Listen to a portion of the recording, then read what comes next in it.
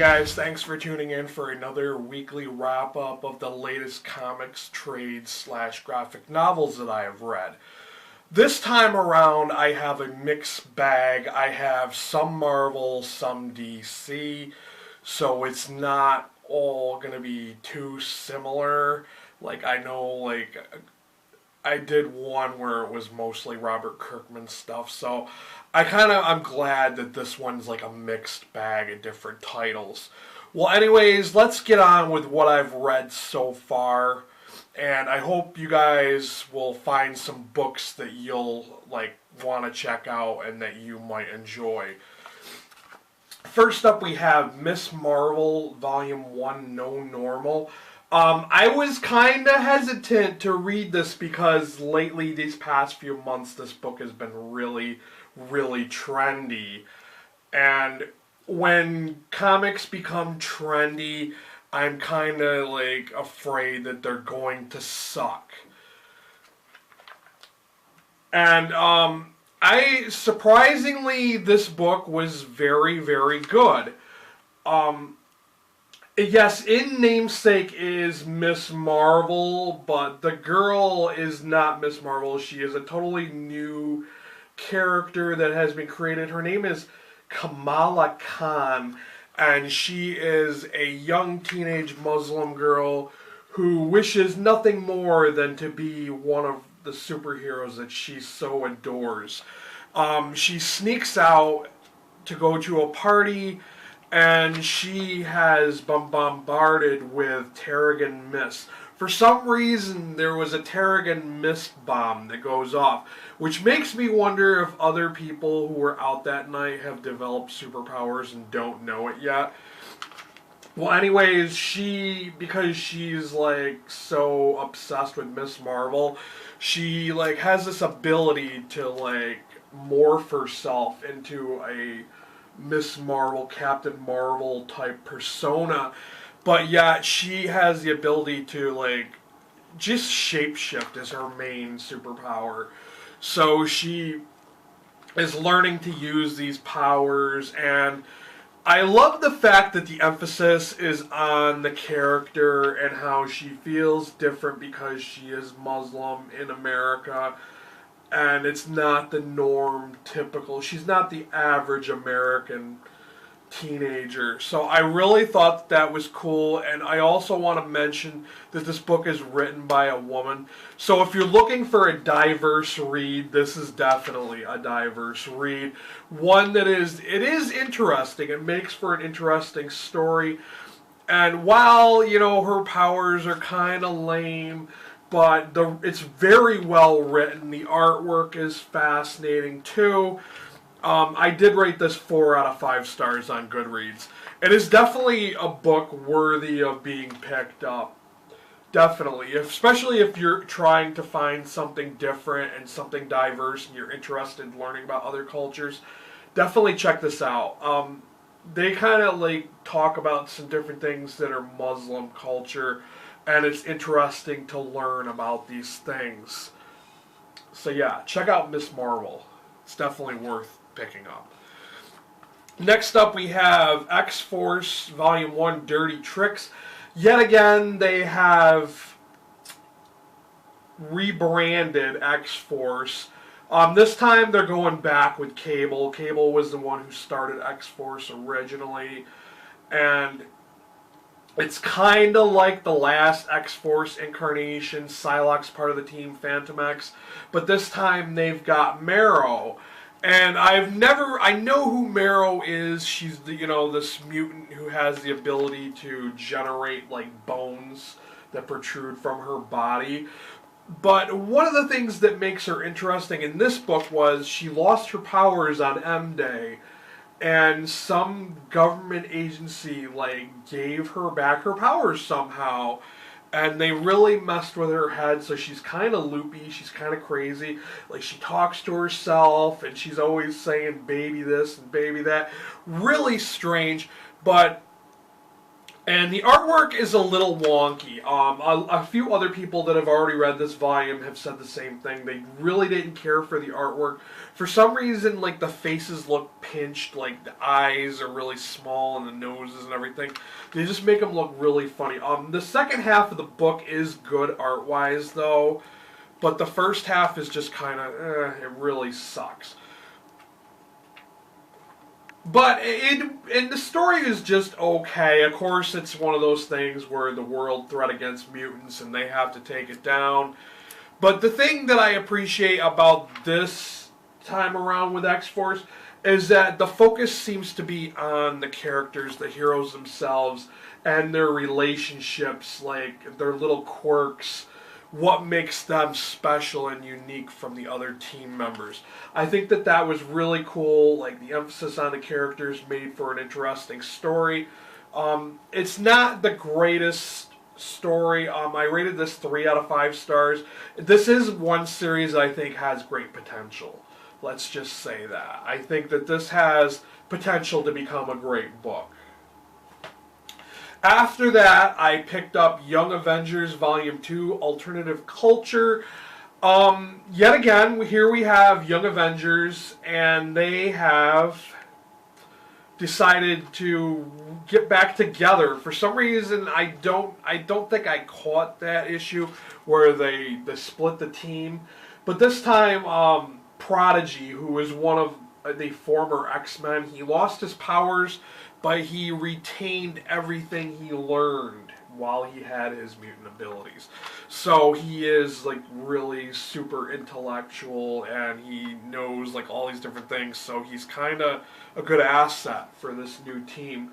And young Loki is a part of the team, which I thought was kind of weird, and Nurvar, and of course there's the female Hawkeye, some of the original Young Avengers like Wiccan and Hulkling, and I just don't know who Miss America is, but she's like this new character. She's got like this dimension hopping ability where I don't know if she does it by herself or if she has to use magic with the other guys to make it work, but they don't really explain. But this is another book that I think, while the story was kind of weak, it was kind of okay. I do think that this series has good potential to become a good series. I rated this one 3 out of 5 stars, too. I mean, like I said, it was okay. I really don't know where it's going at this point, but it does have great potential to be a good series. Okay, next up we have Justice League Forever Heroes. This is Volume 5, I do believe. Yes, it is Volume 5. Well, anyways, this Justice League does not actually feature the Justice League. They are MIA. The events of Volume 4, the Crime Syndicate has appeared in the dimension where the New 52 takes place. And for some reason, the Justice League are just, nobody knows where they are. Cyborg, of course, he had his robotic parts become the Grid, which is a part of the Crime Syndicate, and he has to have himself rebuilt, and he seeks out the Metal Men to try to help, take out the Crime Syndicate. So what I really liked about this volume was that I liked the fact that they featured the origins for the Crime Syndicate, because I find them to be so fascinating. They're like the evil version of the Justice League. And I just have to say, Ultraman, who is the evil Superman, he is such a dick. It's kind of weird because he gets his power from eating kryptonite, and he has to stay out of the sun because the sun will weaken him or kill him.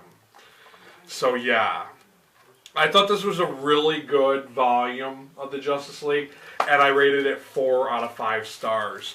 Definitely check this one out if you're into like alternate realities of your favorite heroes. Yeah, check this. We have The Flash, Rogue's Revolution. This is Volume 2. I just read Volume 1 not too long ago, And if you remember what I had to say about Volume 1, was Volume 1 did not start with the origin of the Flash. It just kind of jumped and threw you right into the middle of events, like current events with the Flash. Well, anyways, at the end of Volume 1, there was something happened where the Flash's girlfriend and a few random people got sucked into this dimension. I'm not sure if it was the Speed Force. I'm kind of guessing. Well, anyways, yes, we get that the Flash, he's quick, he's fast, but there's no reason that the story should jump all over the place. And the reason I'm saying this is because, like I said, the end of Volume 1, these people got stuck in this random dimension, and there was a guy that was trapped in there since World War II, and he was causing like these time rifts and disturbances, and the Flash was the one who was supposed to right all these events and kind of fix everything. So this one kind of, you know, it jumps and touches on that part of the story, but then at one point in this story, the Flash like teleports to Gorilla City, I think is what it's called, where Grodd and these talking gorillas are. And the Flash, for some reason, cannot remember who he is or what was going on before. He just forgot everything. What? I don't fucking get that. I don't understand how all of a sudden he's in this pocket dimension trying to save, or he's trying to save these people, and then next thing you know, he's sucked up into the lightning and he ends up in... And then he disappears just as quickly, ends up back in Central City. Like, but before this, he remembers who he is, and I just thought it was this book was really inconsistent because all of a sudden they introduce all of the rogues. Yeah, I get that's why it's called Rogues Revolution. Well, they have some kind of secret hidden agenda with one of the villains I'd never heard of, but she's like Captain Cold's sister. And it was just, I just felt like there's no consistency with this volume. It just jumps all over the place. And then all of a sudden, at the end of this one, not to spoil it for you guys, but at the end of this one, the gorillas show up in Central City, and it's just... It was just really what the fuck is going on with this book. Yes, the artwork is kind of decent. I don't really think it's really bad. But the story, the fact that the story jumps all over the place and it's not very consistent. They don't really tie up the events from the last volume. So, like, I really thought this was an average read. I only rated this 3 out of 5 stars on Goodreads. Just because of the inconsistency with the story. I think it needs more consistency. It doesn't need to jump all over the place. And yes, it's cool that Flash has all these villains, but you don't need to introduce them all in one like volume in rapid succession and not have it really... Nothing's laid out for you. It just doesn't it makes no sense. So yeah, that's what I thought of this one. Up next we have The Flash Volume 3, Guerrilla Warfare.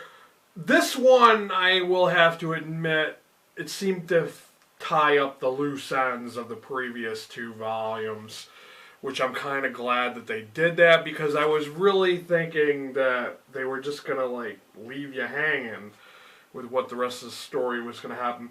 But they did change the artist, so the artwork does look slightly different when you get later into the story. Like, I think the second half of this, the artwork starts to look different. But this one, if you're a big fan of Gorilla Grodd, this one is mostly the gorillas attacking Central City. So if you're not really into Gorilla Grodd, then be forewarned. I know a few people had a lot of negative comments because they didn't like Gorilla Grodd, but I did rate this one 3 out of 5 stars like I did the previous one. I really don't think that this series is that great. It's just okay. In comparison to the other New 52s, this one isn't that great. But yeah, I don't think they'll ever cancel it because the Flash is one of the main characters of the Justice League, so I think they'll have to keep this book on. Okay, so I got two more books left to share with you guys to finish up the weekly wrap up. And the next one is Punk Rock Jesus by Sean Murphy. I will have to admit that the title and the cover was what made me want to read this. It is a contemporary, of course, it's suggested for mature readers. It is another Vertigo book. And it's one that once I started reading it, it has a very interesting concept. And the artwork is all black and white. But the best part of this story was the covers, which they show in the very back. They share with you all of the covers. Well, anyways, to get on with what Punk Rock Jesus is all about, it's set in the future, and in the future, reality TV is still a big thing. And what if they had decided to take the Shroud of Turin and take some DNA from it and clone Jesus Christ and basically implant him into an American virgin and have it raised so it's like the Truman Show where we see every aspect of him growing up. It's called the J2 Project. And while the concept seems very interesting, and this book does have, it has like a 4-star and some odd rating on Goodreads. Some people either really love this book, and then there were some people who really hated it. And a lot of the people that said they really hated it said it wasn't for religious reasons that they hated it. They just found like flaws, and I really don't think that the people that hated on it really finished reading it. Because once you get to the end, you kind of, everything all just ties up. And it explains a lot of missing pieces as you go.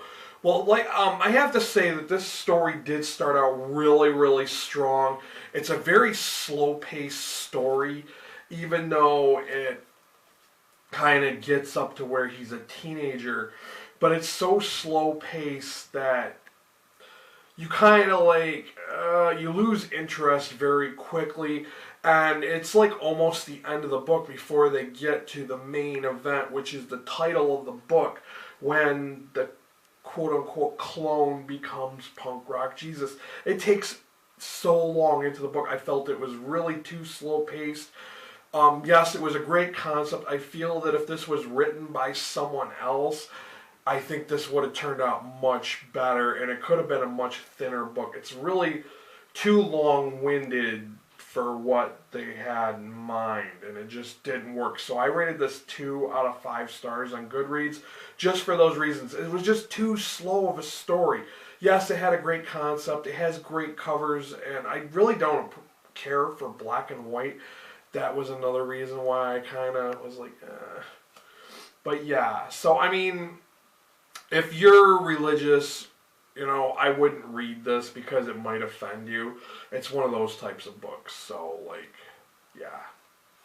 Next up, and my final book of the week is Deadpool, What Happened in Vegas.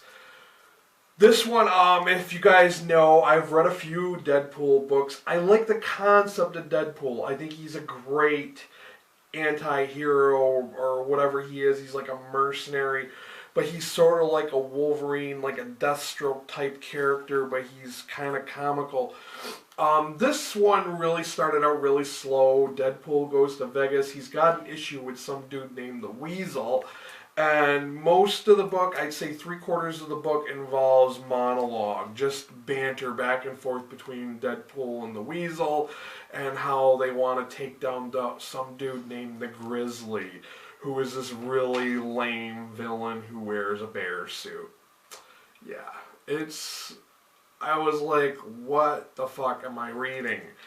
Well, anyways, you get to almost the end of the book, and Ghost Rider makes a cameo, so that kind of saved this book for me, even though the Ghost Rider storyline wasn't really anything too special, but it kind of made me enjoy it, per se. So I did rate this book 3 out of 5 stars. The Ghost Rider cameo really saved it. If I hadn't seen the Ghost Rider cameo, I probably would have rated this 2 out of 5 stars. It was just really slow and really drawn out, too much dialogue, you know, the cheesy Deadpool dialogue, so yeah. Some people really love Deadpool, so if you're really into Deadpool, feel free to check it out. It was okay for me. So that is my last, most recent weekly wrap up. You guys don't even want to know what I'm going to be reading for the next coming week. It's going to be crazy. Hopefully, I can read more than a few books because some of them are mighty thick. So, yeah, questions, comments down below. If you've read any of these, let me know what you thought of them. And, or if you're interested in some of these books, let me know down below which ones they are. I have a feeling I know what some of those books are. So, yeah, thanks for watching, and until next time, later, guys.